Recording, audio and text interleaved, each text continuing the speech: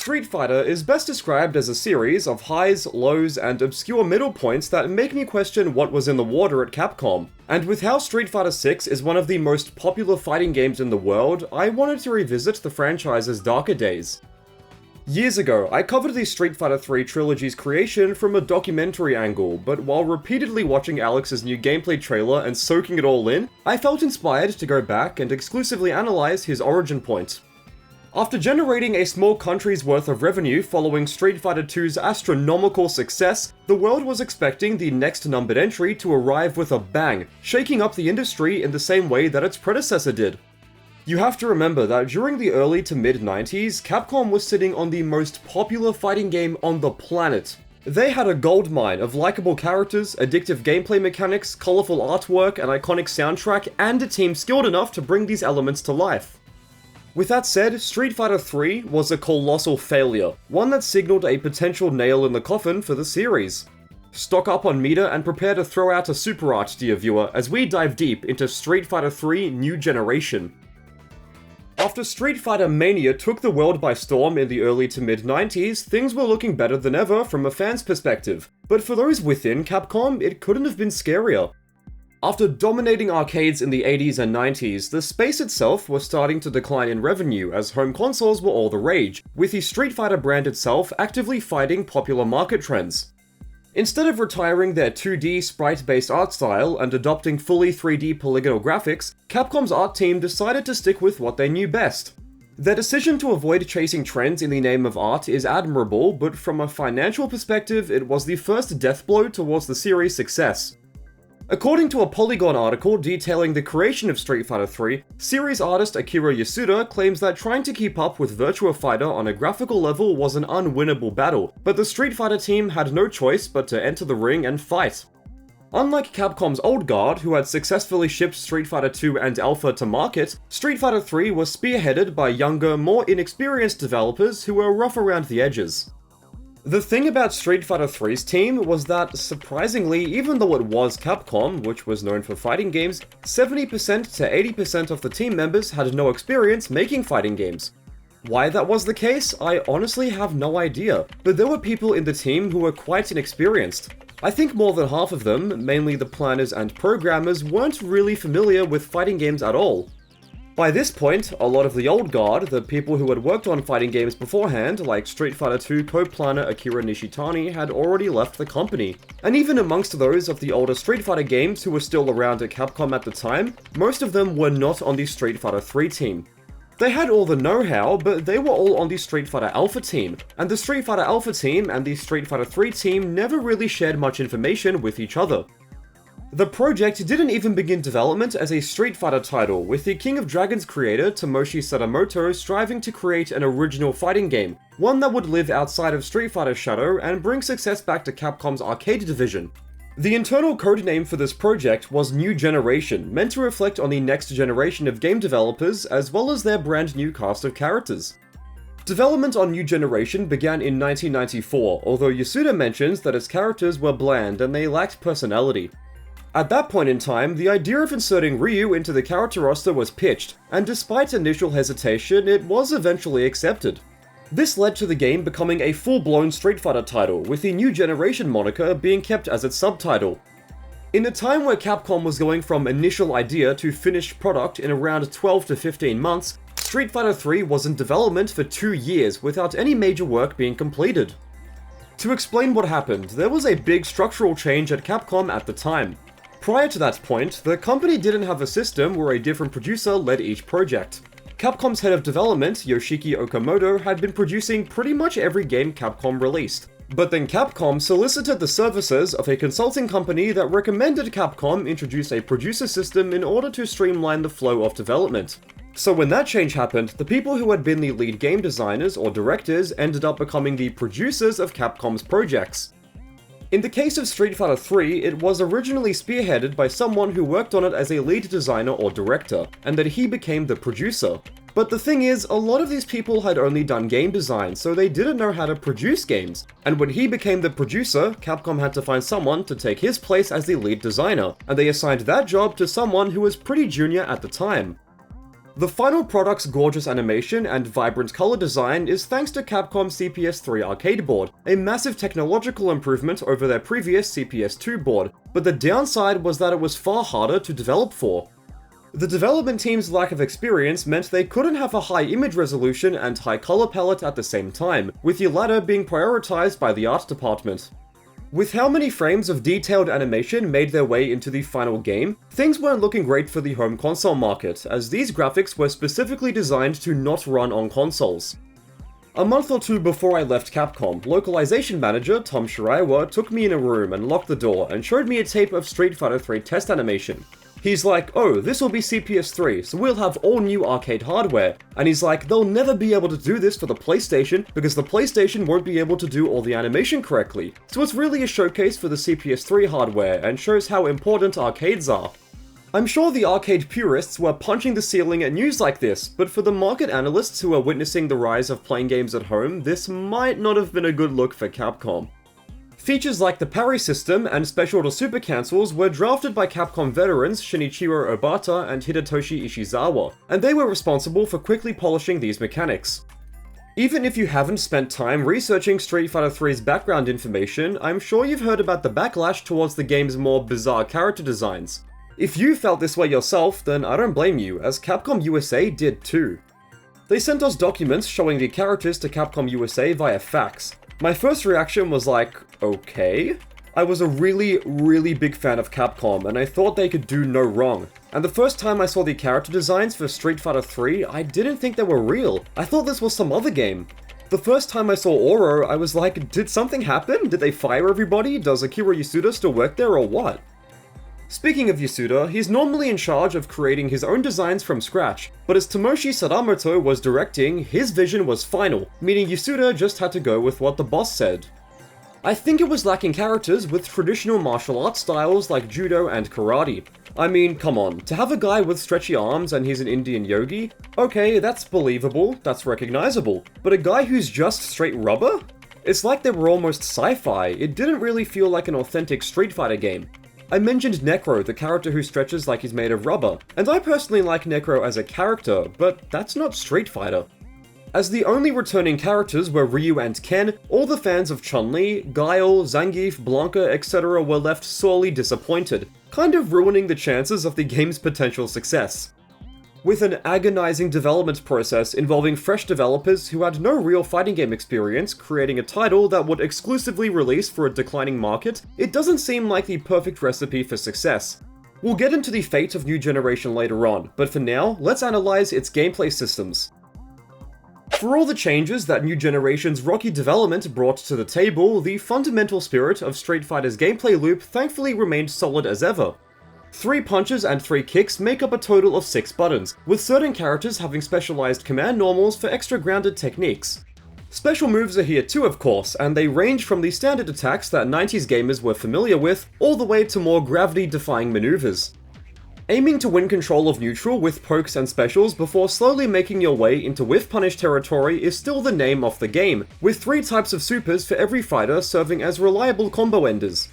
Most of them come in the form of multi-hitting strikes that are great punishment tools, but some of them can be used for extended pressure strings, mind games, and even unblockables. Outside of Oro's shenanigans, many attacks can be blocked by holding back, but if you've got the timing of an expert, you can utilize New Generation's brand new gameplay mechanic, the parry. Initiated by pressing forward or down as a strike or projectile comes your way, parries allow you to avoid damage altogether and be advantageous enough to attempt to punish. While very easy to understand in the beginning, parries fundamentally change how players approach a battle as they improve their skills. In other Street Fighter games, you would have to block, jump, or use a projectile invincible move to avoid fireballs, but New Generation's offering lets you just tank the hit. You can even build meter in the process, so it's not the best idea to hang back and continuously throw fireballs. Unlike Third Strike, New Generation allows you to parry mid-attacks by pressing either forward or down. Overheads require a forward parry of course, but everything else can be low parried. The former game forces you to parry low attacks by only pressing down, but New Generation isn't too fussed about which direction you commit to. This might not seem like a huge difference, but it murders characters without useful lows, as you can always default to forward parries to cover their useful options. Parries can also be initiated in the air, with forward sending you away and down maintaining your momentum.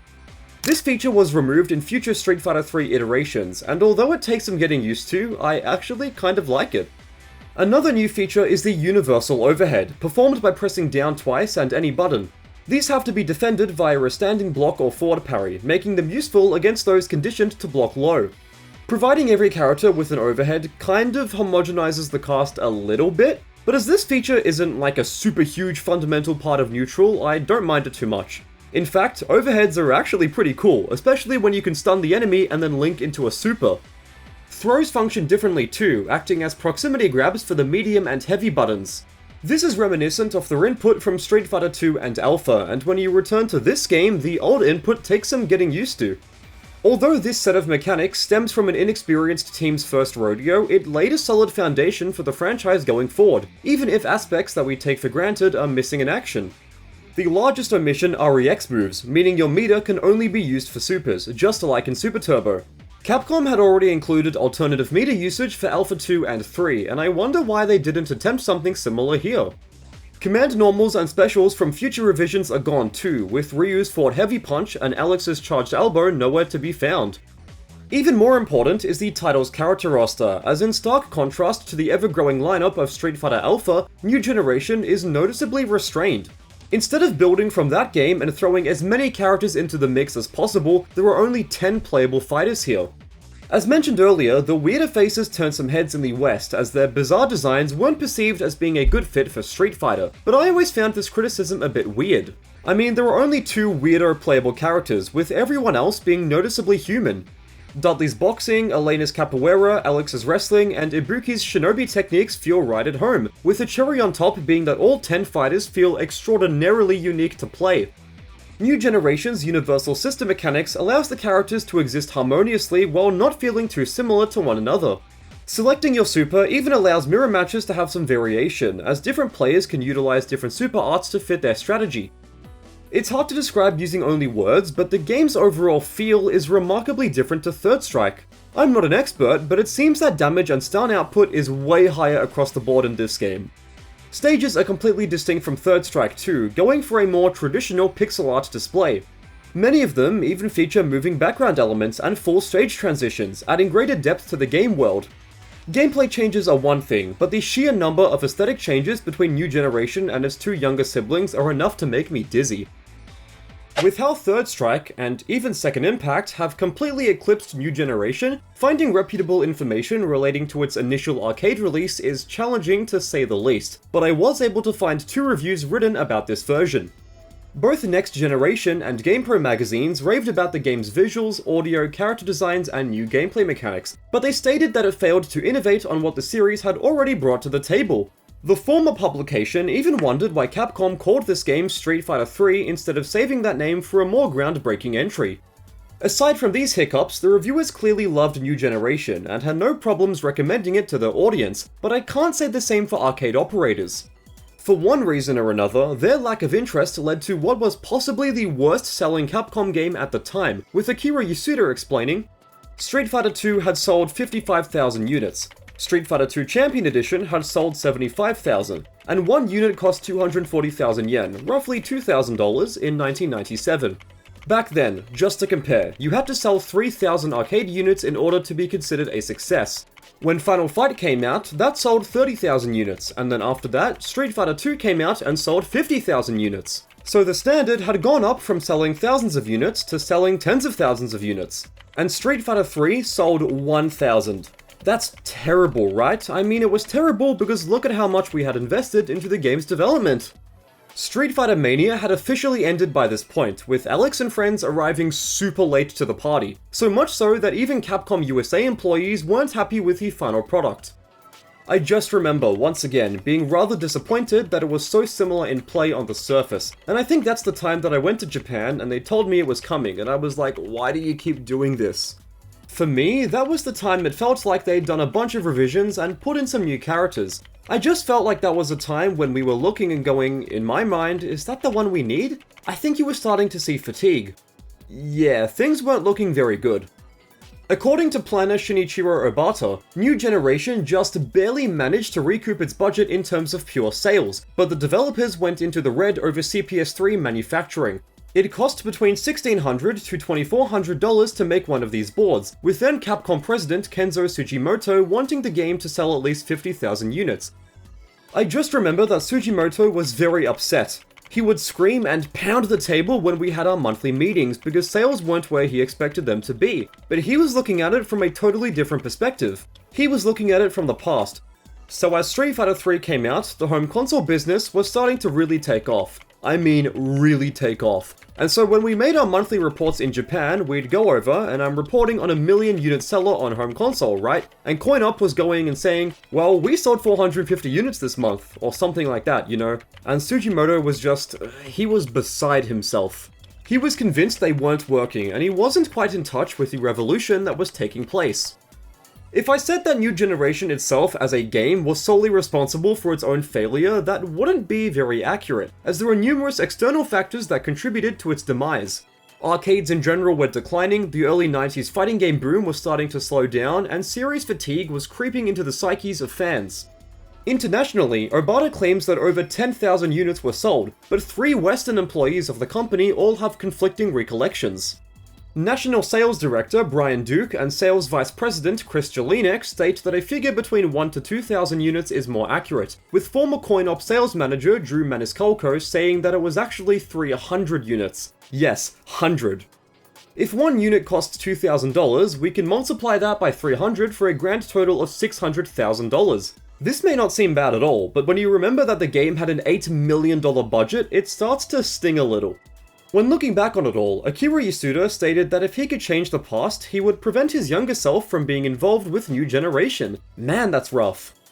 On a brighter note, there is a silver lining I mentioned earlier. The developers didn't really suffer from major financial losses. This allowed them to continue expanding on the series with Second Impact and Third Strike, leaving us with what's considered by many to be the greatest 2D fighter of all time. If Capcom decided to kill the franchise after New Generation's commercial failure, Street Fighter would have been a case study for the rise and fall of a once great empire, one that is relegated to a fighting game graveyard.